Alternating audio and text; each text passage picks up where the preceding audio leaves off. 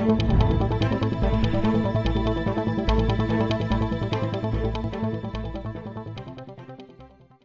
हम लोग हिरोशिमा दिवस के रूप में हम लोग मनाने उपस्थित हुए हैं। सर्वप्रथम मैं इस कार्यक्रम के आयोजन के लिए अपने विभागाध्यक्ष डॉक्टर विजय कुमार जी का हार्दिक स्वागत करता हूं कि उनकी प्रेरणा से ये कार्यक्रम आयोजित हो रहा है। आप सभी लोग जानते हैं कि हिरोशिमा दिवस क्यों हम लोग मनाते हैं, इस दिन को क्यों हम लोग याद करते हैं। विकास की अंधी दौड़ जो हमें परमाणुविक विकास तक लाया, द्वितीय विश्व युद्ध के दौरान 1939 से 1945 के बीच, जिसमें विश्व के लगभग 70 देश संलग्न हुए थे। 3 गुटों में बटा हुआ यह संसार था उस समय। मित्र राष्ट्र, धुरी राष्ट्र और तटस्थ देश। 10 करोड़ की लगभग आबादी उस युद्ध में समाप्त हुआ था। लेकिन सबसे विभत्स घटना जो मित्र राष्ट्र के द्वारा, खास करके यूएसए के द्वारा जापान पर हिरोशिमा और नागासाकी में परमाणु बम गिराया जाना सबसे विभत्स घटना थी। 11 लाख की आबादी में से हिरोशिमा शहर की लगभग 1.5 लाख आबादी उस बम से समाप्त हो गया। उसका प्रभाव आज तक है। फिर जापान के ही दूसरे शहर नागासाकी में 8 अगस्त को बम गिराया गया। तो इतनी व्यापक पैमाने पर एक बम के कारण हत्या हुई है। तो यह आधुनिक विकास किस ओर जा रहा है, और परमाणु का जो होर लगा हुआ वैश्विक स्तर पर एक दूसरे को हराने का विस्तारवादी की नीति का यह परिणाम था। और इससे हम लोग इसलिए आज मना रहे हैं कि हम लोग इससे सीख ले सकें। इसे विस्तार से जानने के लिए हम लोग चलते हैं गांधी विचार विभाग के अध्यक्ष डॉक्टर विजय कुमार जी की ओर। उनसे हम लोग विस्तार से सुनेंगे। आज हिरोशिमा दिवस है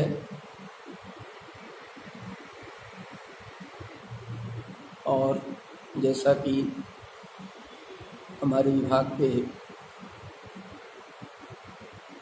साथी उमेश प्रसाद नीरज जी ने आपको बताया कि 6 अगस्त को 1939 से 1943 के बीच क्या हुआ था। पूरी दुनिया विश्व युद्ध में फंसी थी। विश्व के अनेक इलाकों में व्यापक हिंसा हुई थी। मेरा विषय यह नहीं है किसकी जीत हुई किसकी हार हुई। विषय यह है कि 6 अगस्त को उन दिनों हिरोशिमा में जो कुछ हुआ उसका सबक क्या है, उससे आने वाली मानवीय सभ्यता ने क्या सीखा। अगर इस दृष्टि से हम विचार करें, आप देखेंगे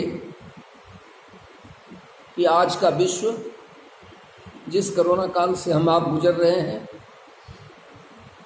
बेशक ये महामारी के रूप में आया है।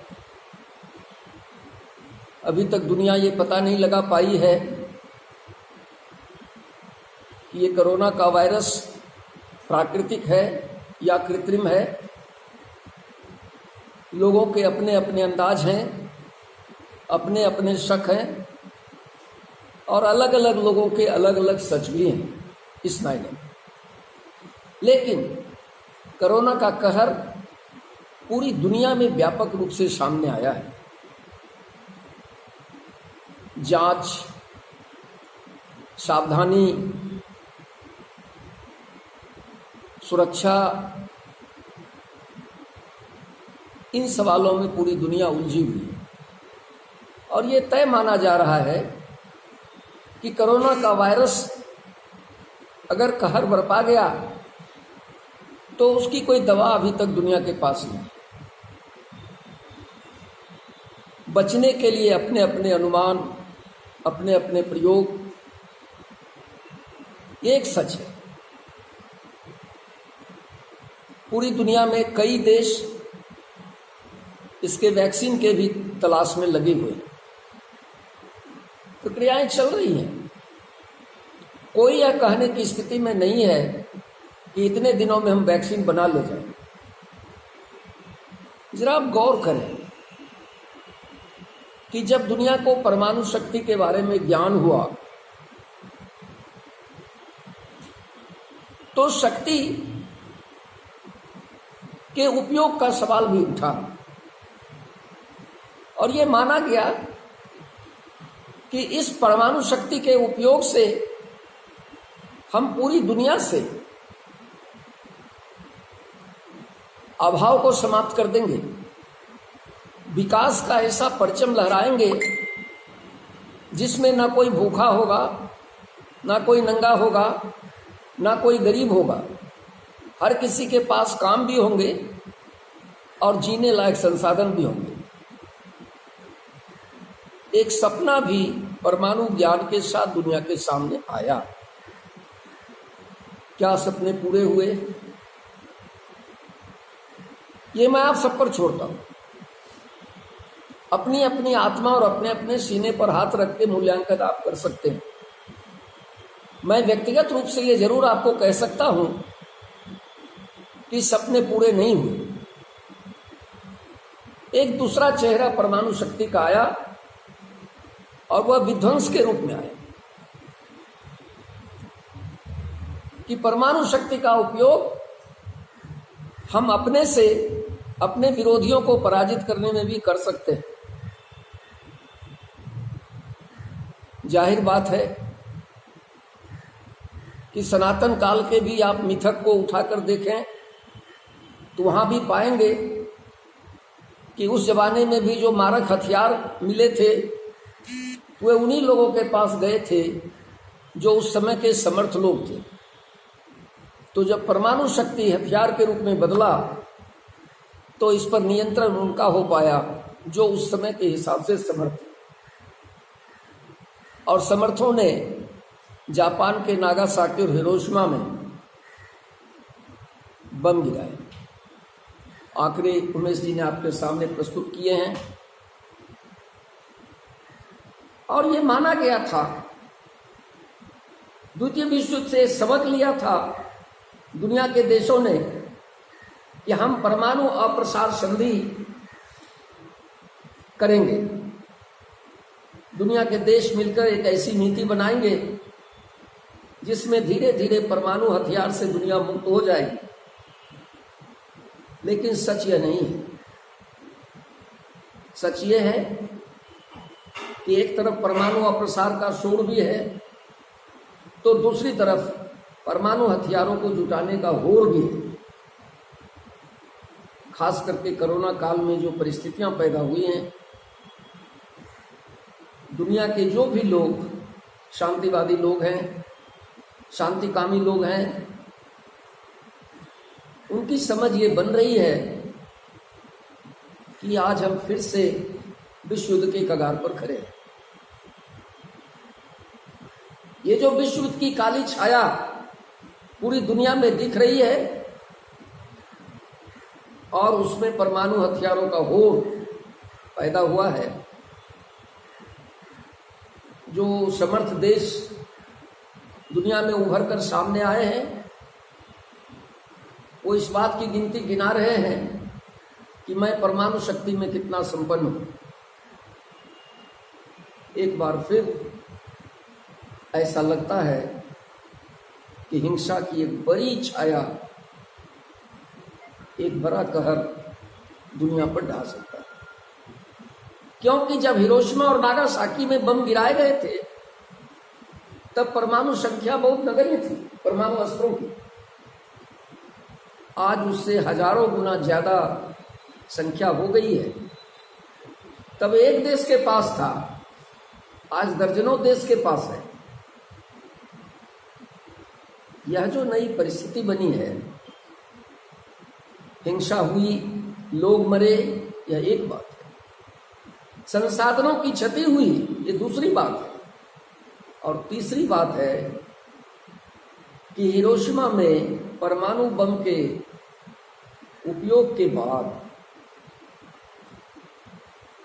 दुनिया के मानवीय समाज में जो प्रजनन क्षमता पर असर हुआ, जो प्रकृति पर असर हुआ और जो पर्यावरण पर असर हुआ, आज भी जापान उससे मुक्त नहीं हो पाया। क्या हिरोशिमा दिवस को याद करते हुए हम यह कह सकते हैं कि युद्ध के तरीके से दुनिया से अपना और दुनिया में अपनी बादशाहत कायम करना और तब अपने को विश्वगुरु घोषित करना, ये भारत के कर्तव्य में कभी नहीं रहा। भारत ने तो वैचारिक तौर पर, चाहे इसके आध्यात्मिक विचार रहे हों, चाहे इसके सांस्कृतिक विचार रहे हों, चाहे इसके आर्थिक विचार भी रहे हों, हर हमेशा इसने कहा सर्वे भवन्तु सुखिनः सर्वे सन्तु निरामया। तभी इसने वसुधैव कुटुम्बकम की कल्पना की। और जब वसुधैव कुटुम्बकम कहा, तब भी केवल मनुष्य जाति का कुटुंब नहीं कहा न केवल मनुष्य बल्कि मनुष्येतर प्राणी जगत एक ही परम ब्रह्म का अंश है, जो आत्मा के रूप में हम में, तुम में, खर में, खम में, शवों में व्याप्त है।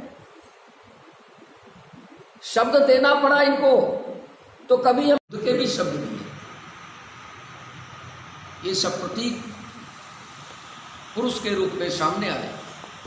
हमने शक्ति के रूप में लक्ष्मी, सरस्वती और भगवती का अगर रूप निरूपण किया, तो हमने सीता के, सावित्री के रूप भी देखे और हमने द्रौपदी के सम्मान की लड़ाई भी लड़ी।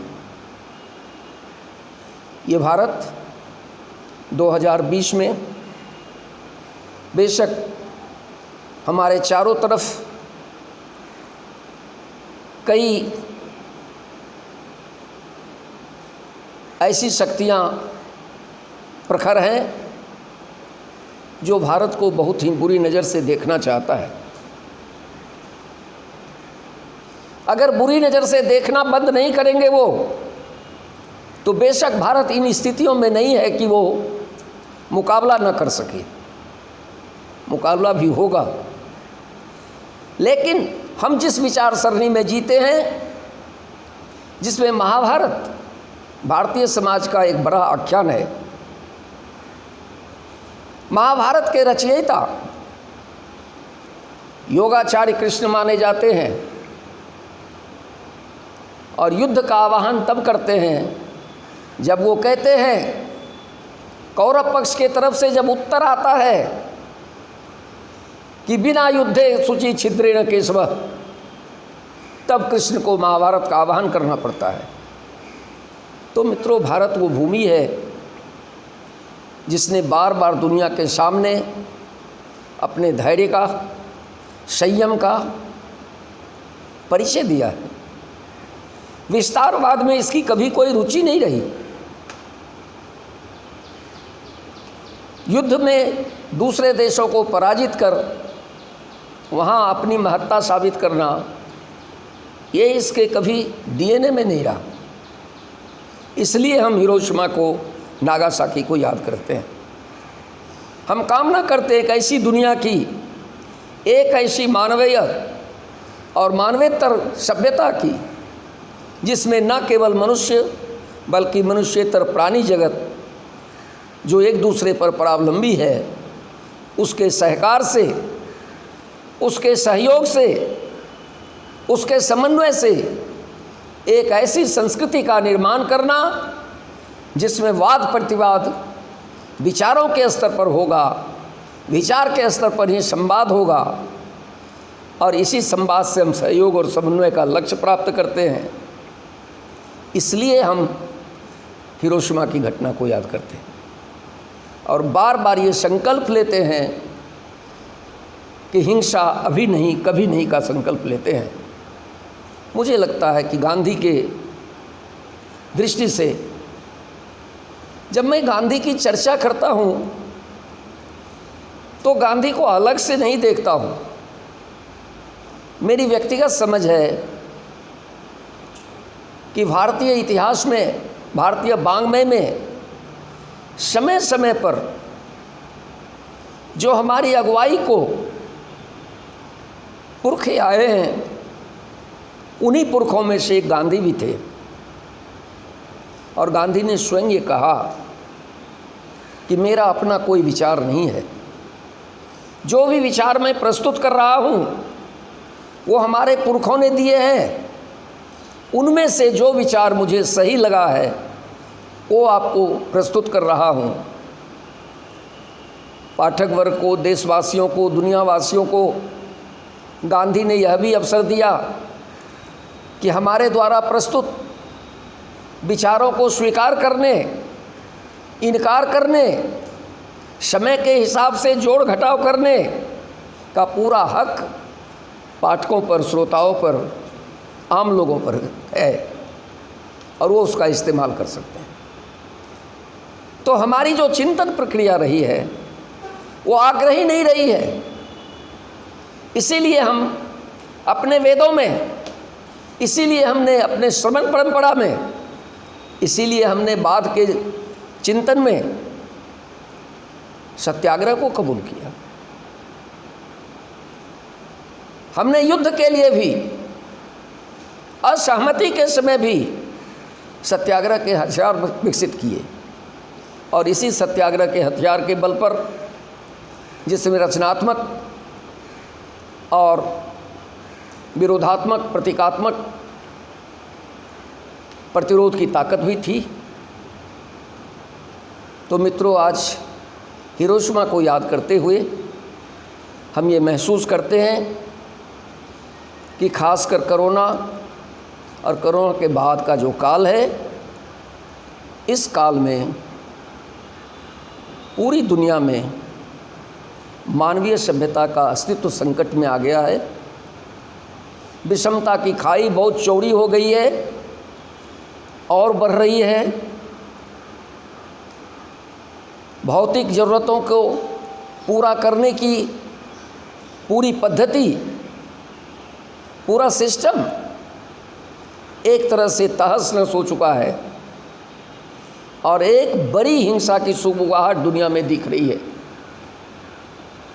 उस हिंसा का मुकाबला करने के लिए और मानवीय सभ्यता के अस्तित्व की रक्षा के लिए हम हिरोशिमा को याद करना चाहते हैं। आशा है हमारी कुछ बातें जो मैं समझ पा रहा था आपको हमने बताया है और आप इस पर गुना भाग करेंगे, जोड़ घटाव करेंगे और एक उस नए संकल्प की तरफ बढ़ेंगे जब हम एक बार फिर से कह सकेंगे, हिंसा अभी नहीं, कभी नहीं। शांति, सत्याग्रह और मेहनत, मशक्क़त, आत्मसंयम, आत्ममूल्यांकन के रास्ते को बढ़ाते हुए भारत की तरफ से दुनिया को संदेश देना चाहेंगे और वही संदेश देना चाहेंगे जो सदियों से भारत दुनिया को संदेश देता आया है। तो संदेश है, अयं निजः परो वेति गन्ना लघुचेत साम उदार चरिता नाम तु वसुधैव कुटुम्बकम्। हमने बार बार कहा है परोपकाराय पुण्याय पापाय परपीडनम। इसलिए हम दूसरे के कल्याण की कामना करते हैं। इसीलिए हम कह पाते हैं कि सर्व कल्याणम परम सुखम। सबों का कल्याण हो वो परम सुख का मामला है। इसलिए हम जब भौतिक स्तर पर भी परम सुख की कल्पना करते हैं तो दूसरे के कल्याण में अपना कल्याण तलाशते हैं, दूसरे के हित में अपना हित साथ देखते हैं। ये जो हमारी निरंतर चिंतन और अभ्यास की प्रक्रिया है, यही हमको बार बार ऊंचा ले जाता है और विश्व गुरु के रूप में स्थापित करता है। हम आप तमाम मित्रों से, यहाँ हमारे मित्र आदरणीय अमित जी बैठे हुए हैं, विभागीय सहकर्मी गौतम कुमार जी हैं, मनोज कुमार जी हैं, नरेंद्र नवनीत जी बैठे हुए हैं, शोध के छात्र मुकेश जी हैं, हिमांशु जी हैं, प्रभाकर जी हैं, नारायण जी हैं, रामचंद्र जी हैं, गौरव जी हैं और उमेश प्रसाद नीरज जी हैं। हम सब लोगों ने कोरोना के तमाम गाइडलाइन का पालन करते हुए ये शारीरिक दूरी बनाते हुए, मास्क का उपयोग करते हुए एक दूसरे को अपनी बात कहने की कोशिश की है। बेशक आसन्न कोरोना संकट के कारण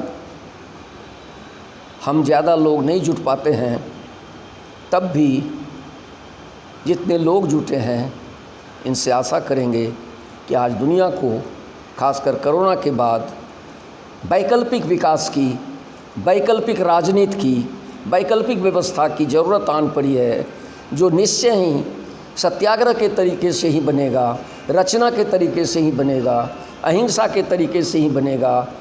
और तब हम हिरोशिमा को सही रूप में याद कर पाएंगे जब हम हिंसा को नकारेंगे और ये कोशिश करेंगे कि अंतिम क्षणों तक संवाद से, सहयोग से, समन्वय से दुनिया को रास्ता मिले। और अगर तब भी संभव नहीं है तो हम अपने धैर्य की परीक्षा देते हुए गांधी के इस उक्ति के साथ अपनी वाणी को हम विराम देंगे कि गांधी ने स्वयं कहा कि हिंसा और कायरता में अगर मुझे किसी एक का चयन करना होगा तो मैं हिंसा का वर्ण करना पसंद करूंगा, परंतु हिंसा और अहिंसा में अगर चयन करना होगा तो गांधी ने कहा कि अहिंसा ज़्यादा शक्तिशाली हथियार है। इसलिए जब हमारे पास एक शक्तिशाली हथियार है तो हमको उसका बेहतर उपयोग सीखना चाहिए। आपने मुझे गौर से सुना, बहुत बहुत धन्यवाद।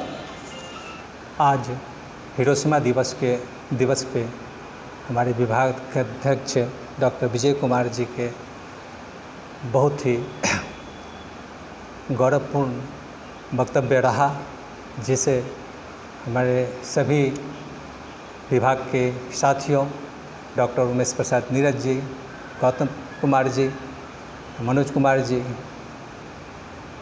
हमारे नरेंद्र नवनीत जी, गौरव जी और सभी लोग बड़ा धैर्यपूर्वक सुने हैं, इसके लिए बहुत बहुत धन्यवाद करता हूँ।